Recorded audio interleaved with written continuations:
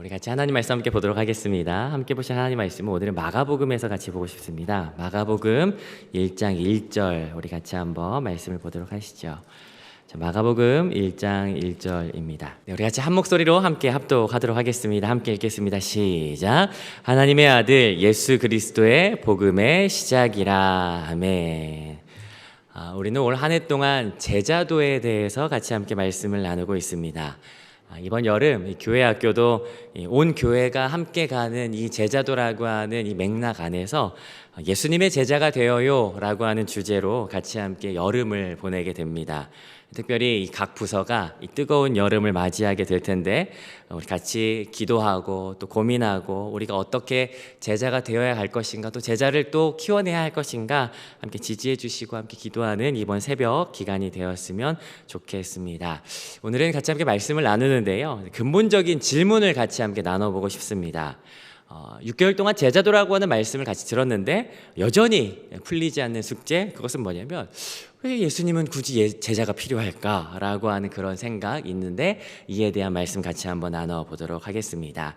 하나님께서 우리 가운데 베푸신 가장 큰 기적이 있죠. 예수님께서 많은 기적 행하셨는데요, 하나님께서 우리 가운데 성경 가운데 보여주신 많은 기적이 있는데 그 가운데 가장 큰 기적은 아마 다름 아닌 예수 그리스도를 우리 가운데 보내주신 것일 겁니다. 그것을 오늘 성경은 이렇게 이야기하고 있습니다. 마가복음 1장 1절에서 하나님의 아들 예수 그리스도의 복음의 시작이라. 예수님께서 이 땅 가운데 오신 것은 복음의 시작이었죠. 그 복음은 우리를 살리기 위한 하나님께서 시작하신 위대한 구원의 역사의 시작이었습니다. 그런 생각이 듭니다. 하나님께서 그 위대하신 계획으로 오신 예수님께서 이 땅에 오셔서 사역하신다면 얼마나 대단하실까? 여러분 생각해 보십시오. 하나님이신 예수님이세요.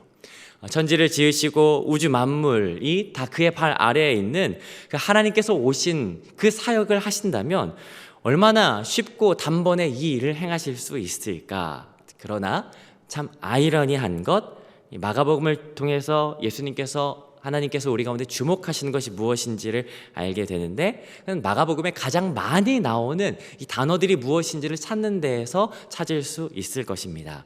마가복음에서 가장 많이 나오는 단어가 있습니다. 그게 뭘까요? 언제나 그렇듯이 우리가 교회 안에서 질문을 하면 대부분 예수님, 하나님, 성령님 하면 90%는 맞죠. 마가복음에서 가장 많이 나오는 단어는요, 예수님입니다. 80번 정도 나옵니다. 당연한 이야기다 싶습니다. 왜냐하면 구원자이신 예수님께서 이 땅에 오셔서 그분께서 펼치시는 구원의 여정을 보여주시니까 마가복음에 주목하는 건 예수님인 것 당연하죠. 자, 그런데 그럼 그 다음으로 많이 나오는 단어가 뭘까요? 라고 질문한다면 여러분 뭐라고 대답하시겠습니까? 지레 짐작하기는 예수님 둘러쌌던 사람들이 많았기 때문에, 아니면 병 고치는 사건 많았기 때문에 기적, 아니면 병 고침, 이런 믿음, 이런 단어 많이 나올 것 같은데요, 아이러니하게도 그 다음으로 많이 나온 단어는요, 제자입니다. 내용 가운데서도 이런 내용 계속 반복되더라고요. 예수님께서 제자들과 대화하시더라, 예수님께서 제자들을 가르치시더라 라고 하는 것 계속 반복됩니다. 그래서 혹자는 이 마가복음을 예수님과 제자들의 이야기라고도 이야기합니다. 자, 그런데 더 큰 문제가 하나 있습니다. 제자라는 숫자는 대략 한 46번 정도 나오거든요. 근데 46번에 등장하는 제자들의 이야기를 쭉 추적하다 보면 참 이상한 생각에 도달하게 됩니다. 어떤 생각이냐면 뭐야, 이게 제자야? 라고 하는 결론에 도달하게 돼요. 왜냐하면 제가 몇 군데 좀 찾아보도록 할게요. 마가복음 4장 40절에 보니까요, 이런 내용이 나옵니다. 이에 제자들에게 이르시되 어찌하여 이렇게 무서워하느냐? 너희가 어찌 믿음이 없느냐? 제자들은요, 예수님께 믿음이 없다고 혼납니다. 또 한 군데 찾아보니까요, 8장 17절인데 예수께서 아시고 이르시되 너희가 어찌 떡이 없으므로 수군거리느냐? 아직도 알지 못하며 깨닫지 못하냐? 너희 마음이 둔하냐? 야, 니들 마음이 이렇게 둔해? 니네 왜 이렇게 깨닫지 못해? 라고 하면서 질책받습니다. 8장 33절도 있습니다. 예수께서 돌이켜서 제자들을 보시며 베드로를 꾸짖어 이르시되 사탄아, 내 뒤로 물러가라. 내가 하나님의 일을 생각하지 않고 도리어 사람의 일을 생각하는도다 하시고, 예수님께서 어떤 사람들을 향하여 사탄아라고 하신 적 없거든요. 제자들을 향해서 사탄이라고 굉장히 혼나기도 하죠. 더러는 12 제자 중에 한 사람이 배반하기도 하고요. 그리고 14장 50절에 보니까 제자들이 다 예수를 버리고 도망하더라. 전부 도망치고 전부 버리고 하는 모습. 수제자였던 베드로는 더할 것도 없습니다.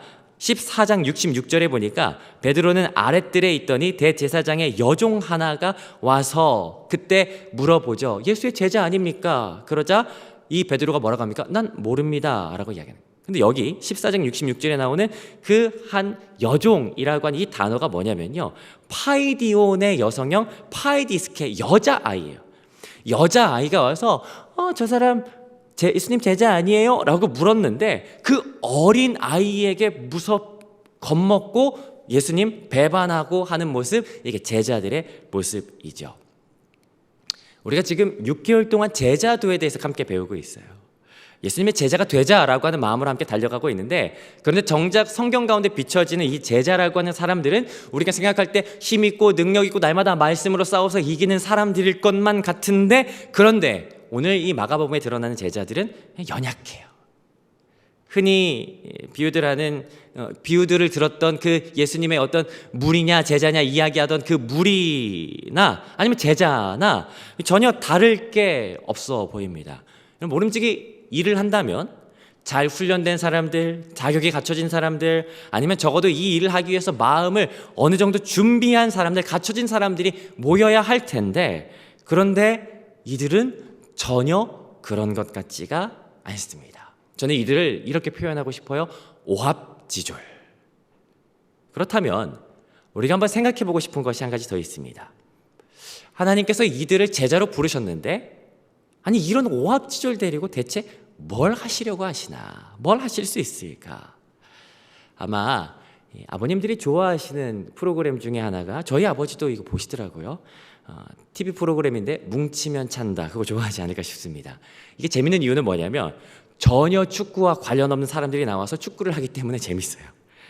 제가 이렇게 찾아서 보진 않는데 어쩌다가 한번 보면 그런 생각하게 됩니다. 진짜 별의별 사람들이 나와서 축구하는구나.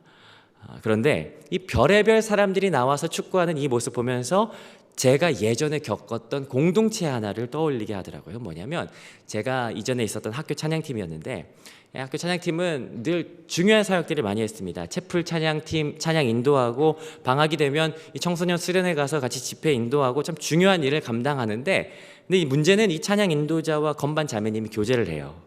근데 알고 봤더니 이 드러머 자매님하고 헤어진 지 얼마 안 된 찬양 인도자 형제였는데, 베이스 치는 형제는 교회는 안 다니는데 믿음이 없는데 그냥 친구 따라서 락밴드인 줄 알고 왔다가 그냥 이렇게 찬양, 이렇게 주님 말씀하시면 이렇게 하는 이렇게 찬양.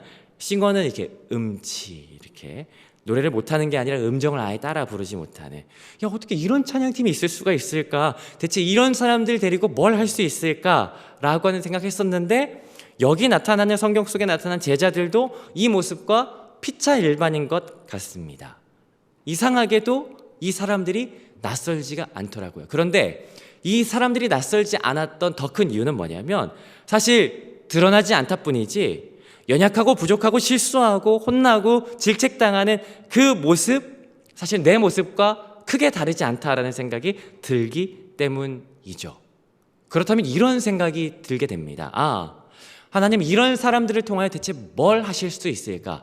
우리가 방금 찬양하면서 오 주님 나를 이끄소서 했는데, 나를 사용해 주십시오라고 했는데, 사실 나조차도 하나님의 제자가 될 수 있을 만한 사람인가? 라고 하는 생각 늘 들기 마련인데, 내 모습과 같지 않나라는 생각 들죠. 자, 그런데 마가복음을요, 제자라고 하는 관점으로 처음부터 끝까지 쭉 읽다 보면 참 놀라운 장면을 하나 발견하게 됩니다. 뭐냐면 굉장히 생소한 단어를 발견하게 되는데, 마가복음에 왜 이 단어가 들어가 있을까 싶은 단어가 하나 있습니다. 이거는 우리 같이 한번 찾아보면 좋을 것 같아요. 마가복음 6장 30절입니다.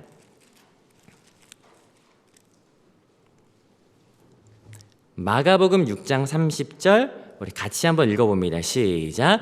사도들이 예수께 모여 자기들이 행한 것과 가르친 것을 낱낱이 고하니. 여러분 혹시 어떤 단어가 눈에 들어오십니까? 여기 맨 앞에 이들을 뭐라고 부르냐면요, 사도라고 부르세요. 여러분 사도와 제자는 같은 말일까요? 다른 말일까요? 사도와 제자는 다릅니다. 제자는 부름받은 자라면요, 사도는 보냄받은 자라고 하는 의미를 지니죠. 다시요. 사도는 부름받은 자라면, 제자는 부름받은 자라면요, 사도는 보냄받은 자예요. 근데 지금 이들을 뭐라고 부르냐면요, 사도라고 부르시는 거죠. 마가복음에 유일하게 등장하는 장면입니다. 굉장히 의미 있는 장면이죠. 여러분 아시겠지만 이들은 제자였습니다. 아직 제자였어요. 솔직히 제자라고 불리기에도 약간 애매한, 그럼에도 제자. 그런데 마가복음의 한가운데에서 부름받은 자가 아니라 보냄받은 자라고 부르면서 마치 이들의 미래형의 모습, 앞으로 너희가 이런 사역하게 될 거야 라고 하는 모습을 보여주는 장면이 이 장면이 아닌가. 너희가 아직 연약하고 부족하고 아직 모자라지만 그러나 앞으로 너희가 이런 사역을 하게 될 것이다, 너희 사도로서 이런 사역하게 될 거야 라고 보여주는 장면이 이 장면인데, 이 장면은 우리가 너무 잘 아는 내용이죠. 여러분 30절부터 시작해서 시작되어진 이 내용이 어떤 내용입니까? 눈으로 쭉 보니까 맨 마지막 이 단락이 끝나는 44절에 보니까 44절에서는 이렇게 기록되어 있어요. 떡을 먹은 남자는 5,000명이었더라. 그럼 30절부터 시작해서 44절까지 나오는 이 내용은 어떤 내용입니까? 맞아요. 오병이어 내용입니다. 여러분 우리가 잘 아는 내용, 이 내용, 떡 5개와 물고기 2마리로 5,000명 먹인 이 사건은 제자의 완성형으로서 어떤 모습을 보여야 할지가 드러나는 장이라는 것이죠. 예수님께서 제자를 통하여 이루고 싶은 모습. 자, 그런데 이 내용을 좀 더 우리가 면밀히 분석해 본다면요, 이 안에서 제자들이 하는 것은 2가지밖에 없었던 것을 보게 됩니다. 38절에서 예수님께서 떡과 물고기가 얼마나 있는지 알아보라고 하세요. 그래서 그냥 알아보고 말하는 게 제자가 했던 일 첫 번째입니다. 두 번째인데요, 이게 의미가 있습니다. 41절입니다. 6장 41절 우리 같이 한번 읽어보도록 하겠습니다. 제자가 사도가 되는 장면인데 41절 같이 읽어보죠. 시작. 예수께서 떡 5개와 물고기 2마리를 가지사 하늘을 우러러 축사하시고 떡을 떼어 제자들에게 사람들에게 나누어 주게 하시고 또 물고기 2마리도 모든 사람에게 나누시매. 두 번째 제자가 했던 건 뭐냐면요, 예수님께서 축사하셨어요. 떡을 제자들에게 나눠주셨습니다. 제자들은 이 떡을 사람들에게 나눠줬습니다. 제자가 했던 일 이거밖에 없었어요. 그러자 어떤 일이 벌어지냐면 42절에 보니까 배불리 먹고, 43절까지 살펴본다면 배불리 먹고도 많이 남았다. 여러분 이 장면 통해서 우리가 알게 되어지는 것, 놀라운 사실이 있습니다. 그건 뭐냐면 제자들이 결국 해야 하는 것, 사도들이 했던 것, 그건 대단한 것 아니고 예수님 손에 있었던 빵을 다른 사람들에게 전해준 것, 그게 전부구나 라고 하는 것 우리가 여기에서 발견하게 됩니다. 그럼 여기에서 약간 괘씸한 그런 묵상을 해보게 돼요. 뭐냐면 만약에 제자가 그 손을 멈췄다면 어떻게 됐을까? 제가 왜 괘씸한 해석이라고 하냐면, 괘씸한 묵상이라고 하냐면 그런 생각이 들어요. 제자가 손을 멈췄다면 오병이어가 일어나지 않을 수도 있었겠다. 왜냐하면 하나님께서 태초부터 성경의 역사 가운데 곳곳에 말씀하시는 이 모든 방식은요, 하나님께서 직접 일하시지 않고 언제나 사람을 통해서 일하시는 하나님이셨던 것을 우리가 발견하게 돼요. 그렇기 때문에 여기서도 제자가 만약 손을 움직이지 않았다면 분명히 오병이어는 일어나지 않았겠다라고 하는 결론에 이르게 되죠. 그래서 카일 아이들먼이 쓴 팬인가 제자인가 라고 한 책에서는 이렇게 이야기하는데, 예수님께서 관심 있는 게 뭐냐? 예수님의 관심사는 너희가 얼마나 신앙의 연수를 가졌는 것이 아니다. 예수님께서 관심 있는 것은 순종의 반응이다 라고 이야기하더라고요. 여러분 제자라고 하는 것이 때로는 우리에게 부담스럽고 거창하게 들려서 우리로 하여금 멀게만 느껴지는 말이기도 합니다. 그러나 오늘 마가복음을 통해서 제자의 역할은 다른 것이 아니라 예수님 손에 있는 그 빵을 다른 사람에게 전달하는 역할이라는 것을 발견하게 되죠. 그래서 예수님께서 제자를 부르셨구나. 그런데 마가복음 전체를 한눈에 보니까 예수님께서는 이 땅에 오셨던 복음의 시작을 선포하면서 이 복음이 시작되어지는 걸 보게 되는데, 그런데 마가복음의 가장 마지막, 예수님께서 제자들의 손을 빌리시니까 마가복음의 마지막에 가서 어떻게 끝나냐면요, 마가복음 16장 15절 또 20절 같이 한번 보도록 하겠습니다. 마가복음 마지막입니다. 16장 15절 예수님의 마지막 말씀이세요. 15절 이렇게 말씀하십니다. 함께 읽어보겠습니다. 시작. 또 이르시되 너희는 온 천하에 다니며 만민에게 복음을 전파하라. 이 말씀을 듣고 제자가 예수님 손에 있는 빵을 옮기니까 어떻게 끝나냐면요, 20절 이렇게 마무리가 됩니다. 함께 읽습니다. 시작. 제자들이 나가 두루 전파할세. 여기까지요. 예수님께서 마가복음 1장 1절에 시작하신 복음의 시작은 마가복음 16장 20절 마지막에서 제자들이 나가 두루 전파할세라고 하는 제자들의 손에서 완성되어지는 것 보게 되죠. 오늘 하나님께서는 우리를 부르셨습니다. 예수님께서 우리를 가르칠 수 있는, 예수님께서 충분히 다 가르칠 수도 있고 예수님께서 충분히 모든 사역을 하실 수 있죠. 그러나 우리를 부르신 이유는 우리의 손을 통하여 복음이 그 빵이 흘러가게 하기 위하여 우리를 부르셨다라고 하는 것 오늘 마가복음을 통해서 알게 됩니다. 달리 말하자면 우리의 손을 빌리셨다라고 하는 것이죠. 제가 창원에 처음 이사 왔을 때였습니다. 제가 처음 이사 와서 이제 가구들을 옮기고 이렇게 세탁기도 이렇게 설치하고 하는데 세탁기 연결하는 이제 배수구관이 짧아서 동네에 이제 철물점이 없나 하고 이곳저곳을 살피며 배관을 좀 늘릴 그 도구를 찾으러 다니고 있었습니다. 근데 저쪽 무학상가에서 철물점을 하나 제가 발견했어요. 이 철물점을 보면서 이 철물점이 있다라고 하는 반가움보다 더 반가웠던 건 뭐냐면 이 철물점 이름을 너무 잘 지었어요. 혹시 아시나요? 무학상가에 있는 철물점 이름 남편 손빌리기 철물점입니다. 제가 어제도 살짝 가봤는데 영업을 아직도 하시더라고요. 근데 남편 손빌리기 철물점 이름을 딱 듣는데 왠지 저 집 사장님은 집에 와서 왠지 못질도 해주실 것 같은 그런 느낌이 막 드는 거예요. 제가 그래서 궁금했어요. 궁금해가지고 또 궁금한 것도 못 참죠. 그래서 제가 용기를 내서 그 번호가 있길래 번호에 이렇게 문자를 보내봤습니다. 사장님, 왜 이런 이름을 지으셨습니까? 예상은 했는데 역시 답이 안 와요. 근데 이제 문자를 보낸 지 한 1시간 뒤에 갑자기 전화가 오는 거예요. 처음 보는 전화. 그 전화의 주인공은 남편 손빌리기 철물점 사장님이었습니다. 근데 전화를 하면서 물어보는 게 대체 어떤 사람이길래 생전 나에게 이런 질문을 해본 사람 아무도 없는데 어떻게 이런 질문을 하냐 그러면서 마치 준비했던 것처럼 자기가 이 이름을 지었던 사연을 구구절절 이야기하는데 그런 이야기를 하더라고요. 나도 못질도 못하고 전등도 달지 못할 때가 있었는데 누군가 나에게 알려줘서 나도 이거 할 수 있게 됐고 근데 생각보다 이거 못하는 사람들이 너무 많더라. 그래서 이거 내가 도움이 됐으면 참 좋겠다라고 싶어서 내가 이런 이름 지었다라고 그렇게 이야기하더라고요. 이 이야기를 듣고 나서 그래, 하나님께서 우리에게 원하시는 제자의 모습이 이 모습이 아닌가. 내가 너의 손을 빌려서 이 복음이 세상 만민에게 전해지기를, 우리 다음 세대들에게 전해지기를 원해 하기 위해서 너의 손을 빌릴 거야 라고 하는 것이 하나님의 마음 아닌가. 하나님께서 우리 모두의 손을 빌리고자 하십니다. 우리의 손에서 멈춰진다면 그 복음은 떡은 전해질 수가 없었을 거예요. 이 뜨거운 여름 오늘 우리의 손을 통하여 하나님께서 역사하실 일들을 기대합니다. 남편 손만 빌리는 게 아니라 하나님께서 우리의 손을 빌려서 이 여름 뜨겁게 역사하실 것을 기대하며 또한 여러분 같이 함께 기도해 주실 것은 하나님 그렇습니다.